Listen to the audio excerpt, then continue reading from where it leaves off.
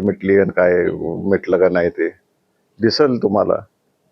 सातपुते असं म्हणतात की यांना विधान परिषद निवडणूक लढवण्यास पुढे हिंमत नाही केली पाहिजे.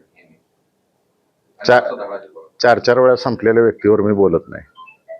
तर पालकमंत्री काल भाषणामध्ये असंही म्हणाले की मी या जिल्ह्याचा पोस्टमॅन आहे आणि तुमच्या मतं घेतली मुख्यमंत्र्यांपर्यंत पोहोचवतो आणि तिथून जर मला आदेश आले की कार्यक्रम करायचा तर मी एखाद्याचा कार्यक्रमही करतो आणि कोणाचा कार्यक्रम लावायचा असेल तर त्याचा कार्यक्रमही लावतो. ते पालकमंत्री आहेत का पोस्टमॅन आहेत हे त्यांनी ठरवावं. खरं तर आपल्याच गटाचे आणि आपल्या पक्षाचे आमदार आहेत करमाळ्याचे, त्यांनी जाहीरपणे पाठिंबा जो आहे तो भाजपला दिलेला आहे. काय नक्की कारण आहेत? कारण अर्ज भरायच्या वेळेस सुद्धा ते होते, नंतर जाहीर बैठक घेऊन त्यांनी पाठिंबा सुद्धा दिलेला आहे नारायणबाबा. त्यांनाच विचारलेलं बरं राहील मला विचारण्यापेक्षा.